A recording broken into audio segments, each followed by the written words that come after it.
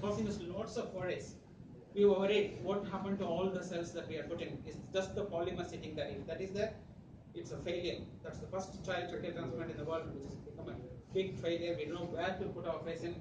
6 months later, lots of bleeding points. We did a biopsy, good angiogenesis.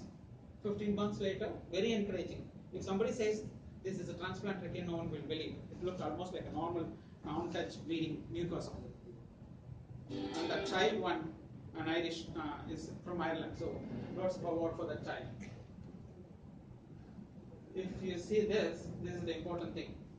Number of clinical events, what we faced. Every 3 days I used to, even now, somebody used to ask me, how do you survive? Because I get phone calls from the hospital every single night. Or I used to, or even then, on call. There is no rota for me, because me being a single surgeon who provides this service for literally 3/4 of the European country and some of the other places, I get phone calls for something or other. But what is more important to understand is close to 50 events for the child during the intensive care stay. When we say events, that include cardiorespiratory arrest, with or without needing to intubate, with or without an ECMO standby in order to make him alive. This is how it is. This is what we went through. When we did further assessment, this is a 4-year follow-up assessment, fantastic result, showing a normal appearance. What is more appealing is this normal biopsy from this particular trachea, random ciliary epithelial here. We are able to grow cilia. So we are able to grow the mucosa, we are able to grow the vascularity, we are able to get cilia also. That looks very, very positive. It's becoming narrow naturally because it is also having fibroblastic cell. It is becoming narrow. That's the natural reaction of any cells. So which again, while it encourages that it's actually trying to acquire what we wanted to get, we are getting worried what will happen to this child when it becomes too narrow. That is for us to think something later. This is the cost we spent on the first hospital spent. Close to €500,000. Just for some of you to know, this is the in vitro bioreactor. In vitro bioreactor is something like this, where the polymer is mounted with the stem cell, used it for at least 6 weeks in order to see whether the cells, two things can happen. Cell has to stick to the polymer, cell has to start to grow. And when it comes to us to stitch, I have to handle it very, very carefully and stitch, because if I move little more carefully, if I take it like this, move it like this before I stitch, the cells will fall out. And if the cell falls out, there is nothing inside the polymer.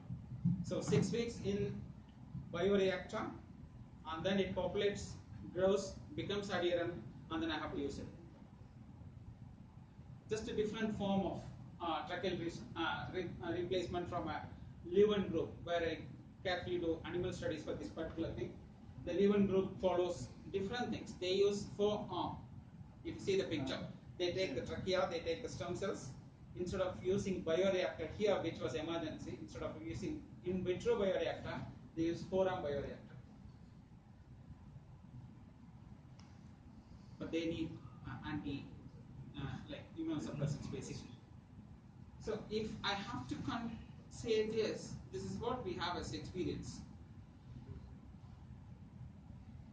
Very small numbers in the world, and there are only 3 pediatric tracheal transplants that I have done so far throughout the world, and one death, 2 survivors, which is quite an appealing one, because if you see the whole group, this is the adult experience, lots of deaths. There are only 3 survivors, so which is much better than the adult group. What would you choose if I have to come back to you with the same problem? If I get a phone call now, somebody has got a massive tracheal bleed, 4 times surgery, everything is exhausted, metal stents in trachea is not being helped by any other means, I have to change the trachea. I don't know which one to choose. Even if I get homograft, it's a time-tested one. Lot more information about it. This has been used for years, whereas stem cell and Leuven types are not much available in the world. So what would you choose? We don't know. But what I know is the trachea can be replaced in many ways. Leuven style, stem cells, homografts, cadaveric, minimal follow-up information. I don't have. If you ask me what I have 8-year information on one child, 7-year information. I did one last year in May. The child is alive. I did one 3 years ago. The child died. That's all I have as information. So I don't know what information that will convey you for you to make a decision on that. But as you see here, homograft is gold standard, forearm transfer promising, but the future is stem cell. So in order to make sure that I actually speak to a wider audience here, to all of you, I'll say only one thing. Tissue engineering is the future. Stem cell is very, very attractive. The reason I made a comment about that guy in jail is because he did, if you look at the result of this adult transplant here, a lot of them died because a lot of them are beyond the basic norms of how the stem cell work has to happen. So lots of adult patients died. Properly channeled tissue engineering is for the future. Anything you can grow, you can get anything. I have a separate talk on tissue engineering itself.